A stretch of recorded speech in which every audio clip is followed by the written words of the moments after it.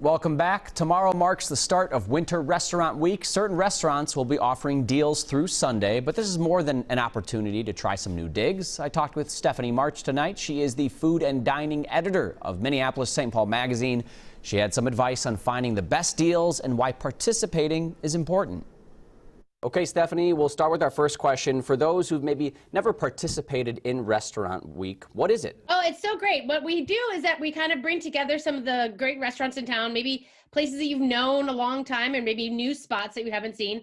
And we kind of band them together and they offer you special 2- and 3-course lunches and dinners at a totally discounted rate. Like, it's a crazy good deal for diners. I was seeing lunches as low as 15 or 20, dinners around 30, 35, and like you said, several courses. Yeah, you're never going to pay more than $35 if you don't want to. You know, it's like it's special like $10 to $35 and it's 2 to 3 courses. For sure, lunch is always going to be 2. You're always going to get 3 courses at dinner. And that's kind of one of those things where it's kind of unbelievable to think about 3 courses for $35. When do you ever get to do that anymore? Not very often. So what are some of the best deals that you're seeing for this season? Oh, there's so many great ones. And the big deal with this season, I think specifically, is that we have kind of made sure that, since the restaurant life has always been in, turmoil, that we want to make sure that people could do takeout if they wanted to, or they could do dine-in if they're feeling comfortable. And some places are offering it for takeout and dine-in. So that's kind of one of those big things we wanted to make sure that people knew about. But there's so many exciting things. And there's a great, one of the ones I think about is Nicollet Island Inn. And people tend to think of that as like a special occasion place, or, maybe it's only, on a certain holiday or something. They have a $35 dinner that I think is so comforting. You can start with like chicken wild rice soup, and you can have rigatoni or pan-seared chicken and get a flourless chocolate brownie to finish. And it's like $35. It's kind of crazy. So that's one that maybe people have heard about. What are some maybe hidden gems on there? What are the restaurants that they've likely not heard of on that list that you think is worth trying to visit? The funny one of the ones I've been saying I love the most is Bungalow Club, which is of course, in the Seward neighborhood. I'm sorry, the Longfellow neighborhood, but it's one of those ones that maybe you've kind of missed it. And Andrew Kraft is a great chef, and he's got some great opportunities to explore a menu. He's got a potato crusted wallet or trout that is so exciting on there. But he also says if you have a 3 courses for $35, you can also do a rigatoni or something an add-on for $10 if you want. So it's kind of a nice thing. And then the other one I want to mention is the Bourbon Butcher down in Farmington, because I know a lot of Twin Cities people think, oh, I'm not going to Farmington, right?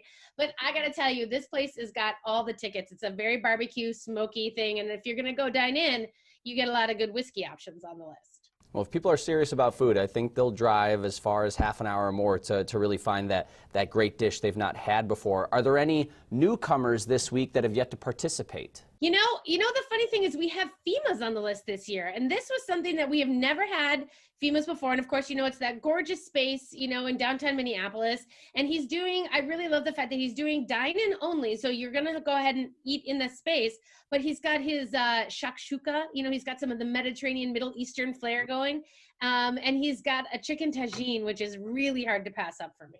Is there a restaurant on this list that's maybe always just been one of your favorites? Oh, well, you can't do that. I can't pick my favorite. God. Yeah, I feel bad now. Seriously, but I will tell you this. I love a good burger. Everyone knows that I love a good burger. And I super love the fact that Burger Dive is doing a $15 lunch or dinner.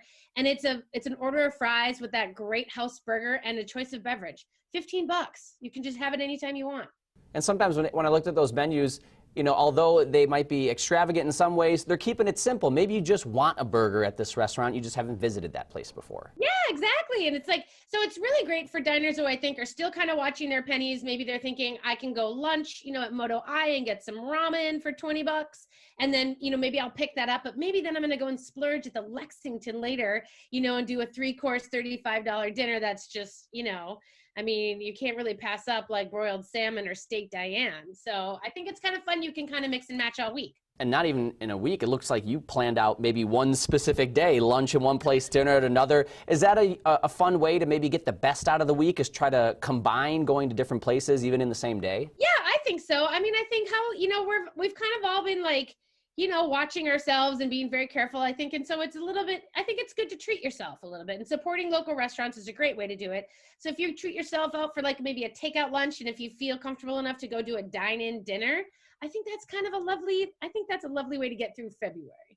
And I imagine a lot of these restaurants are hoping people do come out, not just to try their meals, but that support, of course, ever needed given what we've been going through in this pandemic. For sure. And I think, Restaurant Week has always been a really positive experience for people who join in. And I think that they really love seeing the restaurants filled. And even if they can't fill it, they can see ticket orders be filled. And it really helps. Every little bit helps. Well, all of your suggestions have been great, Stephanie, but is there a place where maybe I can see a map where they're located, all these restaurants and their menus? Well, sure. Yeah, you want to go to MSPmag.com and it's /Restaurant Week. And the great part is that you can look at all the menus, which I love to do. You can peruse those. And then, each of the restaurants will give you kind of a little outline and you can kind of see where they are and what they're offering. And at the very bottom of their menu is where it will tell you if it's dine-in and or takeout. Great.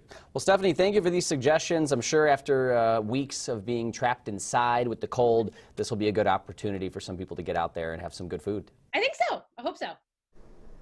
We have a link to that information on WCCO.com. Again, Restaurant Week is tomorrow through Sunday. More than 40 local restaurants are participating. It's a great way to try some amazing food and, of course, support local businesses.